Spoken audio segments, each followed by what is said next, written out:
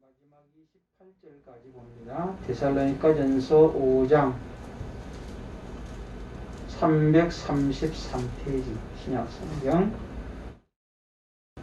성령을 소멸치 말며 예언을 멸시하지 말고 범사에 헤아려 좋은 것을 취하고 악은 어떤 모양이라도 버리라. 평강의 하나님이 친히 너희를 온전히 거룩하게 하시고 또 너희의 온 영과 혼과 몸이 우리 주 예수 그리스도께서 강림하실 때에 흠없게 보존되기를 원하노라. 너희를 부르신 이는 미쁘시니 그가 또한 이루시리라. 형제들아, 우리를 위하여 기도하라.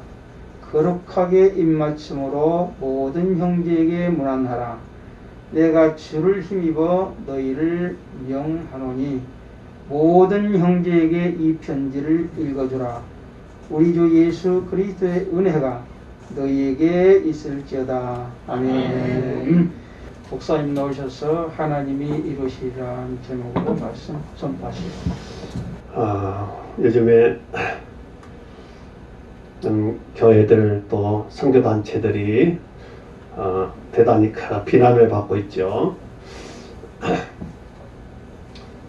어떻게 보면 안타까운 일이지만은 또 어떻게 보면은 참 지혜롭지 못한 부분도 있을 뿐만 아니라 더 깊이 파고 들어가 보면은 참으로 주님께 멀어져 있다, 말씀에 멀어져 있다 하는 그런 부분들을 발견할 수가 있습니다. 예수님께서 부활 승천하시기 직전에 제자들에게 강조하여 당부하신 말씀이 마지막 말세에 너희가 거짓 영들에게 미혹을 받지 않도록 조심하라. 거짓 선지자와 거짓 교사들이 나타나서 우리 성도들을 미혹하고 영혼들을 흔들 때에 그 미혹을 받지 않도록, 시험에 받지 않도록 조심하라. 강조하시고 당부하신 말씀입니다. 교회 역사에도 보면 그렇고 오늘날에도 보면 교회 안에 교회 간판을 걸고 목회자라는 직함을 가지고 성도라는 신분을 가지고 모여서 그들이 성경에 근거하지 않는 거짓된 교훈에 현혹되어서 그들의 영혼이 병들어가고 있다, 넘어져가고 있다 하는 것들을 우리가 보게 됩니다. 이 혼란한 시대에 저와 여러분들이 신앙생활을 제대로 할 수 있는 비결이 무엇일까? 오늘 같은 이 시간에 우리 같이 한번 생각해보고 은혜를 나누려고 합니다. 첫째는 19절에 성령을 소멸하지 말고 예언의 말씀을 멸시하지 말라. 아무리 시대가 혼란하고 힘들고 어려워도 자, 우리 신앙생활을 제대로 하고 바로 할 수 있는 비결은 성령을 소멸하지 않고 성령의 인도함과 성령의 함께 하심과 충만하심을 따라서 살아가는 거예요. 그 첫째 증거가 뭐냐? 예언의 말씀을 멸시하지 않고 살아가는 것이다 하는 것을 우리가 알 수가 있습니다. 저와 여러분들의 중요한 과제가 있는데 성령의 역사인지 성령의 역사가 아닌지 분별해야 된다고 하는 과제가 있어요. 영을 분별하면서 살아야 된다. 여러분들이 전문적으로 신학 공부를 한 것도 아닌데 어떻게 우리 평신도들이 이 성령의 역사인지 아닌지를 분별할 수 있는가? 참 선지자인지 거짓 선지자인지를 분별할 수 있는가? 근데 할 수 있어요. 그래서 그 문제를 위해서 예수님께서 가실 때에 보혜사 성령을 하나님 보내주셨어요. 여러분들이 마음속에 성령이 함께 하신 줄 믿습니다. 우리 안에 성령이 계셔서 참 선지자, 거짓 선지자를 분별하게 하시고 참 교훈과 거짓 교훈을 분별하게 하십니다. 그래서 이 모든 일들을 통해서 모든 일들이 성령으로 되어진 일인지 그렇지 못한 것인지를 여러분들이 분별해야 돼요. 기도하면서 분별하면서 분별할 수 있는 능력이 신실한 믿음을 가진 성도들 안에 있다. 그것은 우리의 능력이 아니라 성령의 하나님의 능력인 줄 믿습니다. 그래서 여러분들이 그 성령의 인도하심을 받고 성령의 인도하심을 소멸하지 말아야 돼요. 소멸하지 않는다. 이 무슨 뜻이냐면은 제가 가진 성경에는 성령을 거스리지 않는다. 그런 말이에요. 성령을 거스리지 않는다. 성령을 거스려서 행하는 것은 성령을 소멸하는 것이고, 그 다음에 예언을 멸시치 않는다. 이 두 가지 요소가 아주 중요합니다. 예언을 멸시치 않는다는 말은 무슨 말이냐? 하나님의 말씀을 듣고 흘려보내지 않고 그 말씀을 마음에 꼭 지켜서 그 말씀에 의지하여 살아간다. 그런 뜻입니다. 성경을 아무리 많이 읽고 설교를 많이 들어도 흘려버리면은 예언을 멸시하는 거예요. 말씀을 무시하는 거, 자기 생각대로 살아가는 거죠. 그래서 오늘날 교회를 어지럽게 하고 우리 개신교 단체들이 몇 번 머릿속에 국민들 앞에 사과하고 이래서 되겠어요? 한두 번도 아니고 국민들 앞에 사과를 하고 그 왜 그런가 하니까 성령을 멸시하고 예언을 멸시하는 무리들 때문에 우리 형제 지체들이 잘못 때문에 대신 사과하는 거예요. 여러분 오늘 우리 한 사람 한 사람이 성령을 멸시치 않고 소멸하지 않고 예언을 멸시하지 않는 여러분들 되시기를 축원합니다. 그것만이 이 혼란한 시대에 신앙생활을 바로 할 수 있는 비결입니다. 두 번째로는 21절에 범사에 헤아려 좋은 것을 취하고 악의 모양이라도 버리라. 여기도 마찬가지예요. 범사에 헤아려 좋은 것인지 나쁜 것인지를 분별할 수 있는 여러분들 되시기 바랍니다. 근데 어떤 기준을 가지고 분별을 해야 되는가?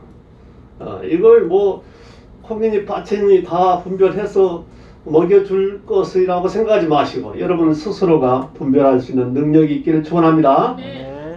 무엇이 좋은 것이고 무엇이 나쁜 것인지, 무엇이 선한 것이고 무엇이 악한 것인지를 분별할 때 기준이 무엇이냐 하는 거예요. 여러분이 다 아시는 것처럼 하나님의 말씀이 중요한 기준입니다. 성경이 중요한 기준이에요. 이것을 다른 말로 표현하면은 사도적 진리를 말하는 겁니다. 말씀이 좀 어렵습니까? 쉬운 말로 말하면 사도신경입니다. 사도신경.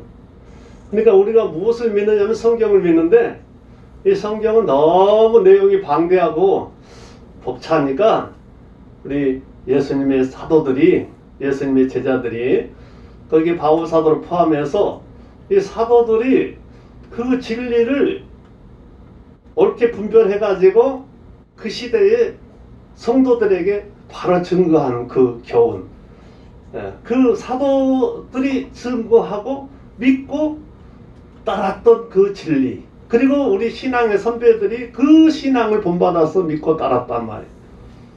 그래서 우리가 무엇을 가지고 세상을 분별하느냐? 사도들이 전하고 가르치고 믿고 따랐던 그 진리로, 그 사도신경의 이 귀한 진리로 세상이 옳고 그른 것을 분별하는 기준이다 그 말이에요. 자칫 잘못하면 내가 조금 배웠다고 내 생각대로 옳고 그름을 딱 기준을 정해놓고 내 생각에 틀리면 틀린 거예요. 뭐 이렇게 하면은 굉장히 이제 어긋난 길로 가는 거죠. 그렇죠? 그러니까 우리가 모든 일과 모든 사건과 모든 시대에 모든 되어진 역사적인 사실을 분별할 때에 기준이 무엇이냐 하면은 성경이고, 그 방대한 성경의 내용을 사도들이 아주 압축해서 핵심적인 진리로 가르치고 증거하고 또 실천하고 전파했던 그 사도신경의 내용이 세상을 판단하는 기준이다 하는 것을 여러분들이 기억하시기 바랍니다. 그래서 이 마지막 때에 우리가 성도가 성도되고 교회가 교회다운 교회가 되는 기준은 하나밖에 없어요. 사도들이 가르쳤던 진리 그 터전 위에서 우리 믿음을 사도들과 동일한 믿음을 가지고 사도들과 동일한 실천을 행하면서 마지막 때에 어떤 직분의 자리에 있든지 또한 우리가 어떤 위치에 가 있든지 우리는 그 사도들이 전한 진리에 반대되는 것을 가르치거나 거기에 반하는 거슬리는 교훈을 가르치는 그런 집단은 절대 거기 따라가면 안 돼요. 그들의 신분이 어떤 신분을 가졌든지 뭐 교수 신분이든지 목회자 신분이든지 어떤 신분을 가졌든지 이 사도적 진리, 사도 신경에 반하는 반대되는 그런 가르침을 이렇게 베풀고 있는데 절대 현혹받으면 안 됩니다. 아주 살금살금 몰래 고양이같이 그렇게 기어다니고 쫓아다니다가 다 드러나죠 지금. 그렇죠? 다 드러나가지고 이 시대야말로 제가 기도할 때 그런 생각이 들어요. 참 진리를 쫓는 무리들과 참 거짓된 선지자들이 따르는 무리들이 분별되는 드러나는 기회가 되었다 하는 거예요. 네. 그야말로 교회들이 우리 목회자들과 성도들이 정신 바짝 차리고 진리 말씀 가운데 바로 서야 되겠다. 왜냐하면 주님 오셨을 때 또 드러나거든요. 오늘 설교의 제목이 그거예요. 23절을 읽겠습니다. 23절 평강의 하나님이 친히 너희를 온전하게 거룩하게 하시고 또 너희 온 영과 혼과 몸이 우리 주 예수 그리스도께서 강림하실 때에 흠없게 보존되기를 원하노라. 아멘. 아멘. 그게 우리 신앙의 목표고 그게 우리 소망이에요. 주님 오셨을 때 흠없고 점도 없이 보존돼서 할렐루야 주님 오심을 맞이할 수 있는 여러분 되시기 바랍니다. 아멘. 그렇게 되기 위해서는 우리가 모든 범사에 헤아려 좋은 것을 취하고 악은 모양이라도 어떤 모양이라도 버리라고 하는 말씀을 우리가 또 기억하시기 바랍니다. 아멘. 세상에 있는 많은 사람들이 왜 흔들리고 왜 넘어지는가? 분별력이 없어서 그래요. 분별력이 없어서. 그리고 쫓아다니면서 이제 시험에 빠지고 넘어지고 그런 다음에 남의 탓을 해요. 나를 잘못 가르쳐서 그렇다. 나를 누가 인도하는 이가 없어서 그렇다. 다른 사람 탓을 하잖아요. 성경을 자세히 보세요. 이 말씀을 누구에게 명령하고 있어요? 각 사람에게, 데살로니가 성도 각 사람에게 명령하고 있는 거예요.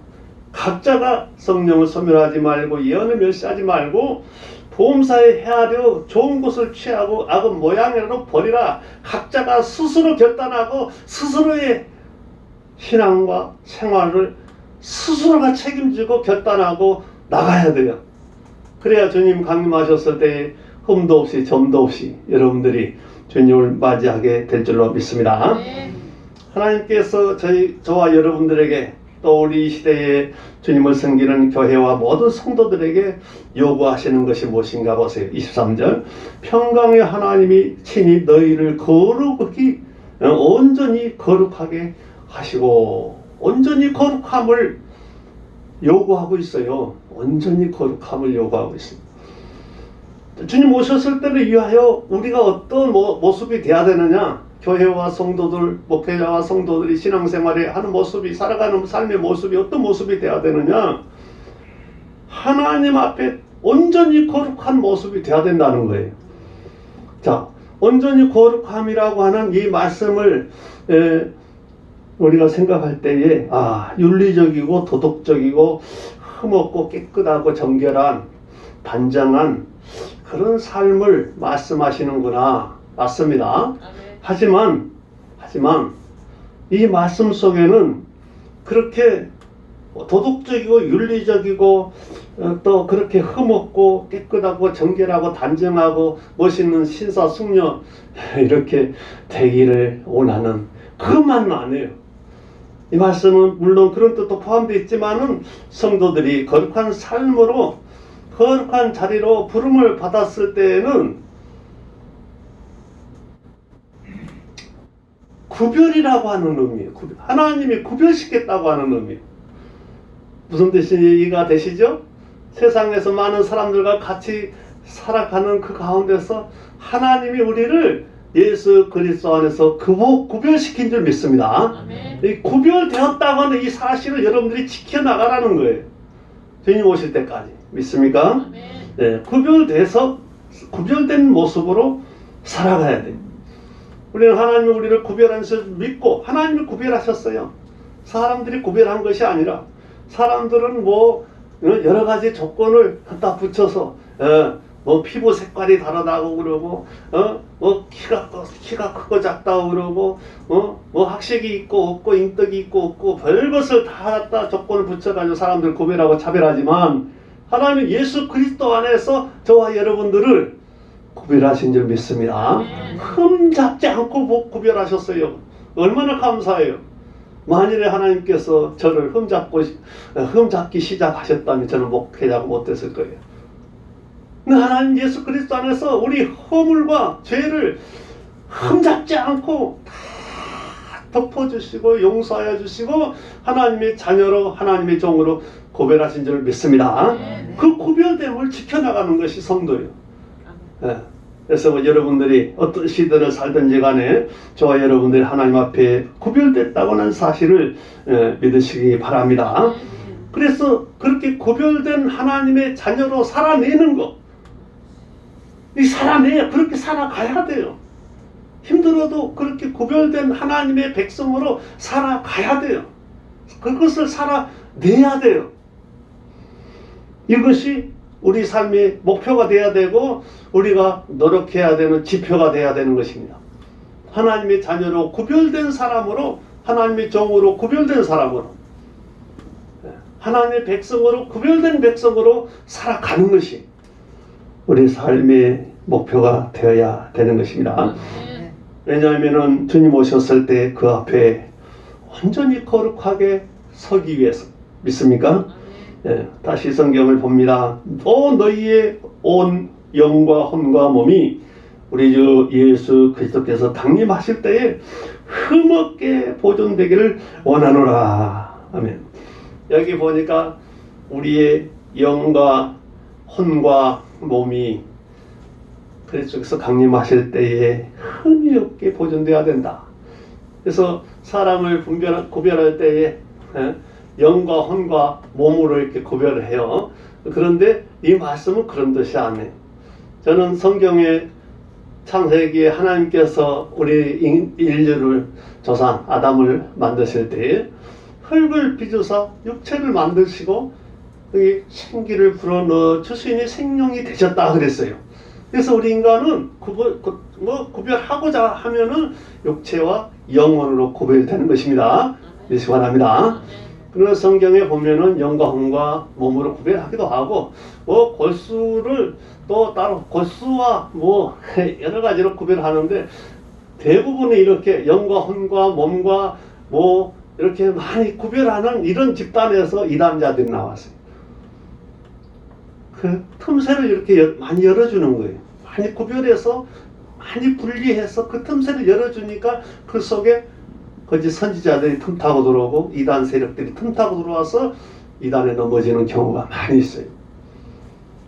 그래서 이 말씀은 사람이 영과 혼과 육으로 구별됐다는 말이 아니고 우리 인간은 육체와 영혼인데 여기에 이 말씀은 하나님 앞에 우리 영과 혼과 몸이, 그러니까 우리 정신과 우리 몸과 뜻과 정성과 모든 우리 인격이 우리 예수 그리스도 앞에 흠이 없이 보존되기를 원하노라. 그런 말씀인 줄 믿으시기 바랍니다. 그래서 저와 여러분들이 주님을 맞이할 때 흠없고 점없이 보존된다고 하는 것이 얼마나 귀한 일인지, 귀한 목표인지 여러분들이 믿으시기 바랍니다. 그런데 정말 가능할까요? 흠없이 주님 오셨을 때 흠도 점도 없이 설 수 있을까요? 여러분 가능할 것 같습니까? 여러분 그렇게 흠없이 점없이 살아갈 수 있을 것 같습니까? 불가능해. 그렇죠? 불가능해. 우리는 불가능하죠. 예. 그럼 이걸 어떻게 해야 되는가? 그래서 오늘 설교 제목이 하나님이 이루시리라 이렇게 말씀했어요. 24절 봅니다. 너희를 부르신 이는 미쁘시니 그가 또한 이루시리라. 아멘. 우리는 흠도 많고 점도 많고 실수도 많이 하고 뒤죽박죽하고 엉망진창으로 살아갈 때도 있고 넘어질 때도 있고 시험 들 때도 있고 온전치 못할 때가 많이 있지만은 여기 뭐라고 말씀하십니까? 우리를 부르시는 그 하나님은 좋으신 하나님, 미쁘시다, 좋다 그런 뜻이. 하나님은 좋으신 하나님 믿으시기 바랍니다. 그 하나님은 그 인자하심과 그 선하심이 영원하시도다. 인자하시고 선하시고 그 좋으신 하나님의 그 속성이 영원히 변치 않는 분이에요. 우리는 왜 온전치 못한가 하니까 자꾸 변덕을 부리니까 그래요. 변덕을 부리니까 자꾸 변덕스러운 그 연약함 때문에 하나님이 예수 그리스도가 오실 때 하나님 앞에나 예수님 앞에나 우리는 온전할 수가 없어요.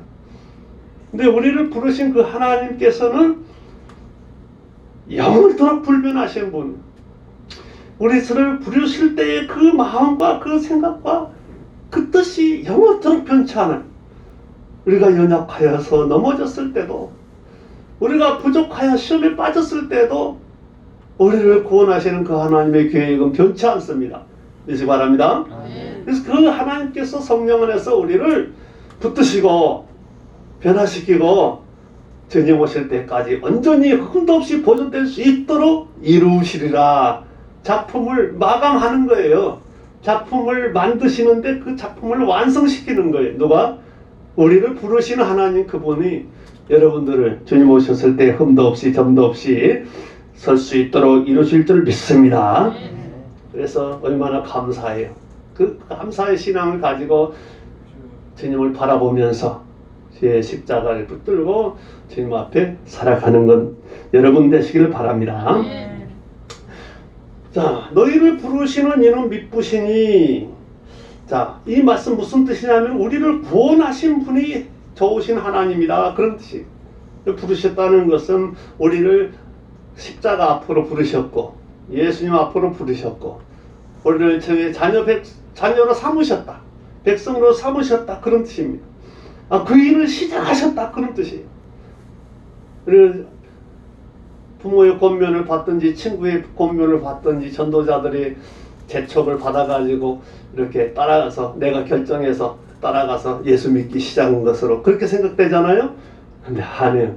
하나님께서 그 많은 사람들을 동원해서 저와 여러분들을 그리스도 앞으로 십자가 앞으로 부르신 줄 믿습니다. 그 일을 시작하신 분이 그 일의 마침이 될 수 있도록 마감이 될 수 있도록 반드시 이룬다 그 말이에요. 구원을 이룬다 그런 뜻이에요. 믿습니까? 예. 그래서 구원은 지금 우리는 구원 받았어요. 할렐루야. 그런데 온전한 구원이 아니에요. 이제 계속해서 또 이뤄가야 될 부분이 있는 거예요.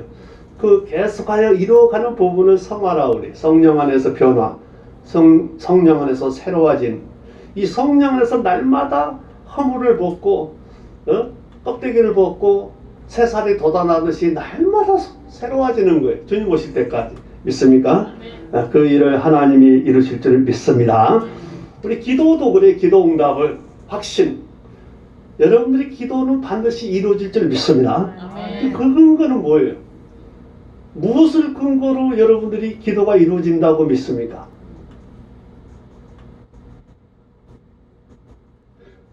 기도하고 이루어질 줄 믿습니다. 그런데 무엇을 근거로 그렇게 여러분들이 확신합니까? 우리를 기도하게 하신 하나님이 여러분의 기도에 응답하실 줄 믿습니다. 우리를 기도하게 기도를 시작하게 시작하시는 그 하나님이 그 일을 이루시는 거예요. 믿습니까? 그래서 저희들이 이제 기도할 때에도 가벼운 기도도 있죠. 가벼운 기도, 하루에 평안을 비는 기도, 그 가벼운 기도도 있지만 정말 절제절명의 순간에 벼랑 끝에 서서 하나님 앞에 단판 지어야 될 순간들이 성경에 보면 많이 있잖아요. 우리들의 삶에도 그런 순간들이 많이 있잖아요. 그 순간에 무엇을 붙잡아야 되는지 하면은 우리를 기도하게 하시는 그 하나님이 그 응답을 이루신다고 하는 믿음을 붙잡으시 바랍니다. 네. 근거가 뭐냐? 하나님이 시작하셨으니까 하나님이 이루신다. 다니엘이 하나님 앞에 기도를 시작할 때 하나님께서 이렇게 말씀하셨어요. 기도를 시작할 때 하나님께서 이미 이루었다고 말씀하셨어요. 기도를 이제 시작하는데 하나님은 다 준비하신 줄 믿습니다. 아멘. 하나님은 그러니까 약속하시고 예비하시고 그것을 이루시는 일을 동시에 하시는 분. 때와 장소와 믿음의 분량과 그릇에 따라서 우리가 받게 되는 것입니다. 너희 혼과 몸과 영혼이 우리 주 예수 그리스도께서 강림하실 때 흠없이 보존되기를 원하노라 이렇게 기도할 때, 이 기도 제목이잖아요. 사도 바울이 데살로니가 성도들을 위해서 그렇게 기도합니다. 기도할 때에 바울은 그 기도가 바울이 하지만 그 기도가 하나님이 바울을 통해서 이렇게 기도하게 하셨으니 하나님이 이루실 줄 믿는다 이렇게 말씀하고 있어요. 목사님이 여러분을 위해서 기도하실 때 기도할 마음을 주셨다고 그랬거든요. 기도할 마음을 주셨어요. 그러니까 기도할 마음을 주시니까 성도를 위하여 기도가 나가는 거예요. 믿습니까? 아멘. 기도할 마음을 주신 하나님께서 그 종들이 기도를 이루어 줄 수 믿습니다. 아멘. 여러분도 마찬가지. 여러분이 기도할 마음과 생각이 태어날 때 가지고 태어났습니까? 기분이 좋아서 또 환경이 좋아서 여유로워서 기도할 마음과 생각이 났습니까? 아니, 하나님의 성령께서 여러분을 기도의 자리로 부르신 줄 믿습니다. 마귀는 끊임없이 사탄을 시험해서 다음에 가라, 날씨가 추우니까 다음에 가라, 힘드니까 피곤하니까 다음에 해라, 자꾸 이렇게 말씀하셔요. 여러분 시험하는 거예요. 다음에 하지 마라, 기도하지 마라, 다음에 해라, 다 나중에 해라, 헌금도 나중에 해라, 부자 되고 해라, 자꾸 그렇게만. 근데 몸이 아프니까 나중에 건강했을 때 봉사해라, 자꾸 시험해요. 마귀는 똑같은 푯대는 뭐냐면 하지 말라, 나중에 해라, 자꾸 밀어가지고 결국 하지 마라. 그래서 하나님께 거부해라, 불순종해라, 성령을 거슬려라, 예언을 멸시해라. 계속 마귀는 그렇게 한 곳으로 몰아가고 있는 거예요. 근데 하나님은 여러분을 부르시는 가운데서 여러분을 격려하시고 확신을 주시는 거예요. 내가 기도할 마음을 주었으니 내가 이루어 줄 것이다.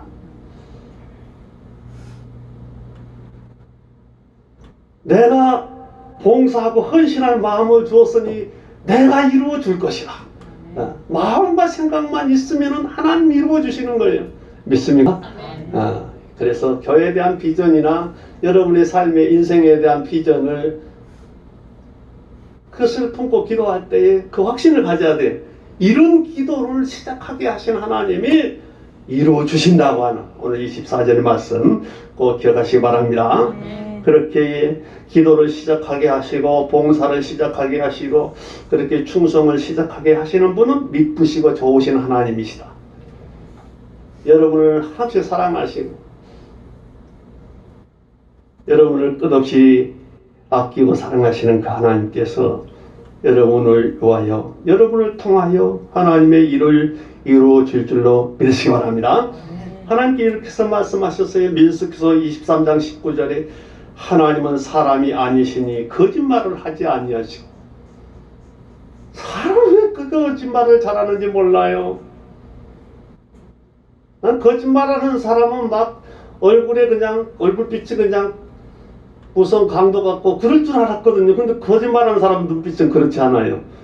거짓말하는 사람 눈빛은 선하고 아주 착하고 아주 친절하고, 그런데 거짓말을 아주 그냥 참말같이 그렇게 세상이 거짓말장이 투성이잖아. 그렇죠? 그런데 하나님은 거짓말하지 아니하시고 인생이 아니시니 후회가 없으시도다. 나를 부르시고 후회하지 않고, 나를 택하시고 후회하지 않고, 여러분을 여기 보내시고 후회하지 않는 하나님이십니다. 믿습니까? 아멘. 여러분이 우리 자신이 낙심되고 우리 자신이 우리 자신에게 대하여 실망할 수는 있지만, 하나님은 우리에 대해서 후회하지 않니, 실망하지 않냐시고. 믿습니까? 아멘. 그런 믿음을 가지시고 여러분은 반드시 승리하시기 바랍니다. 어찌 말씀하신 바를 행하지 않으시며 어찌 하신 말씀을 실행하지 아니하시겠느냐. 민수기서 23장 19절 말씀.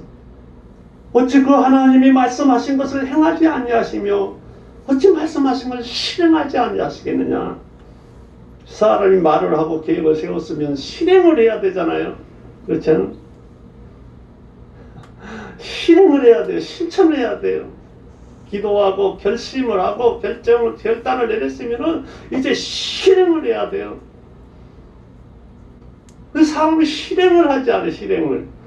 근데 한 번, 두 번 해보다 그만 한동만 한동 실행을 하지 않으니까 열매가 없어요. 여러분, 하나님은 말씀하시고 실행하시는 분이란 말이에요.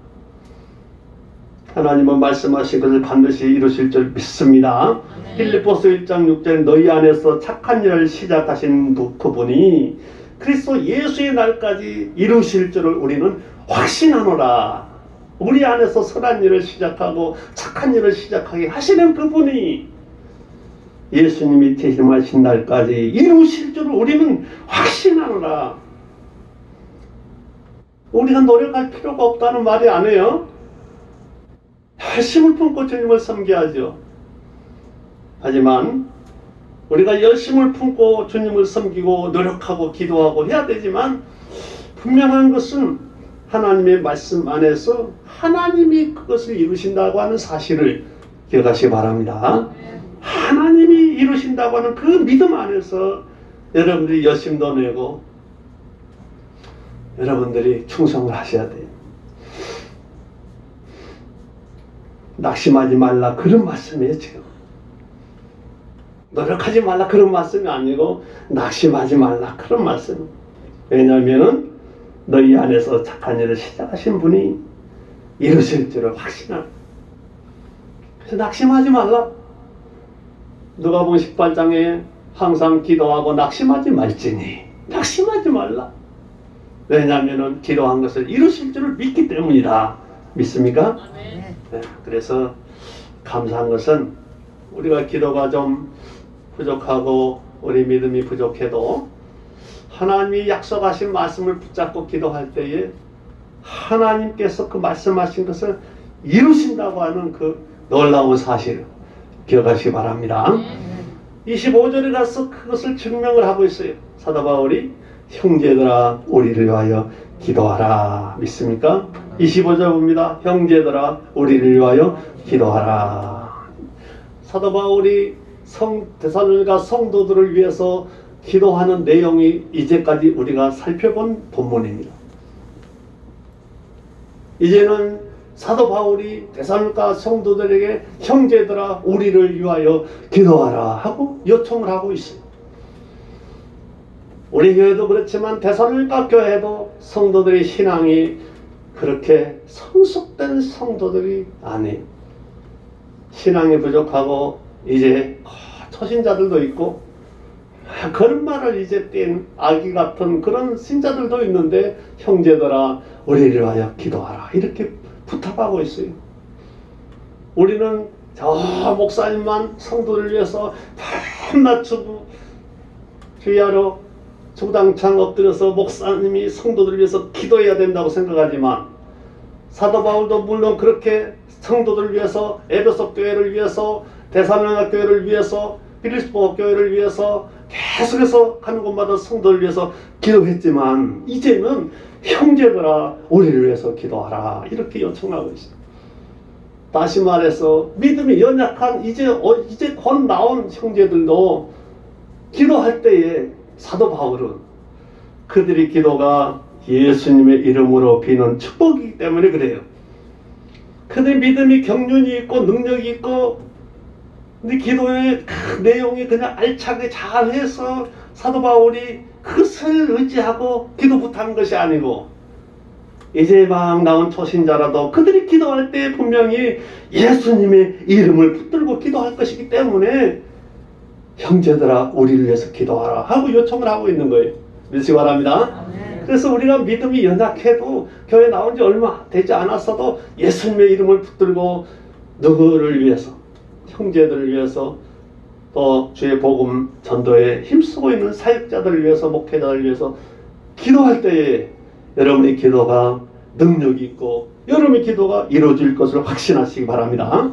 왜냐하면 내가 믿음이 대단하고 내가 능력이 있고 내가 경륜이 있고 내가 기도하는 내용이 알차기 때문에 이루어진 것이 아니라 오늘 부르시는 예수 그리스도께서 그 이름으로 여러분을 구원하시기 때문에 이루어지는 거예요. 그래서 마지막 28절에 이렇게 축복합니다. 우리 주 예수 그리스도의 은혜가 너희에게 있을지어다. 아멘. 아멘. 사람을 통해서 많은 축복을 받기를 원하지만 사실은 예수 그리스도를 통해서 여러분들에게 그 은혜가 넘치게 되시기를 축원합니다. 아멘. 그 은혜를 감당할 수가 없어요. 그 예수 그리스도의 이름으로 부어주신 그 축복을 대신할 것이 아무것도 없어요, 세상에. 그래서 사도 바울이 여러분 형제들이여 우리를 위해서 기도하라. 예수 이름으로 기도할 때에 그 예수 그리스도 안에서 그 은혜가 우리들에게도 넘칠 것을 믿는다. 그런 말씀이잖아요. 여러분, 목회자가 여러분들을 위해서 기도할 때에 참으로 밤낮으로 여러분을 축복하고 기도할 때에 여러분이 힘을 얻으시고 위로를 얻으시고 그 목사님들의 기도를 통해서 문제가 해결될 것을 소망하고 기도 부탁을 하고 요청을 할 것입니다. 그러나 사도 바울은 예수 그리스도의 복음을 전하는 사도지만은 목사님이지만 자신의 선교사에게 동참하고 있는 동력자들과 함께하면서 많은 부분에 있어서 한계를 느꼈어요. 연약하고 부족하고 모자라고 많은 부분에서 한계를 느꼈기 때문에 성도들은 형제들이 우리를 위해서 기도하라고 요청을 하고 있어요. 로마서 15장 30절에 보게 되면 로마교회 성도들을 향하여서 여러분 우리들을 위해서 기도할 때에 이 유대인들이 불순종하지 않게 기도해달라고 이렇게 요청을 했어요. 에베소서 6장 19절에 에베소 교인을 향해서 기도 부탁할 때는 우리가 복음을 담대히 복음의 비밀을 전할 수 있도록 우리를 위해서 기도해달라고 요청을 했어요. 골로새 4장 3절에는 골로새 교인을 향해서는 전도의 문이 활짝 열리게 해달라고 기도해달라고 부탁을 했습니다. 여러분, 목사님과 우리 또 많은 선교사님들과 주의 복음을 위해서 앞장서서 수고하는 사역자들을 위해서 기도할 때에 그들 앞에 복음의 비밀을 담대히 전할 수 있게 하고 그들 앞에 전도의 문이 활짝 열릴 수 있도록 여러분 기도하시기 바랍니다. 특별히 우리 최 목사님을 위해서 여러분들이 많은 기도가 필요한 줄 믿습니다. 사도 바울을 위해서 기도했던 이 데살로니가 교회 성도들처럼 여러분도 목사님을 위해서 그렇게 기도할 수 있어야 돼요. 그래서 목사님 목회 사역을 위하여 끊임없이 기도하시는 여러분 되시기 바랍니다. 그럼 기도 받으려고만 해요. 그러면 그 성경을 반쪽만 들고 다니는 거예요. 성경을 온전히 읽어보니까 목사님 기도해 주세요 부탁도 해야 되지만 내가 목사님을 위해서 기도해야 된다는 사실을 가르치고 있어요. 여러분이 목사님을 위해서 목회자들을 위해서 그 사역을 위해서 끊임없이 기도할 수 있는 복된 성도 되시기를 축원합니다. 28절 같이 읽고 마치겠습니다. 우리 주 예수 그리스도의 은혜가 너희에게 있을지어다. 아멘.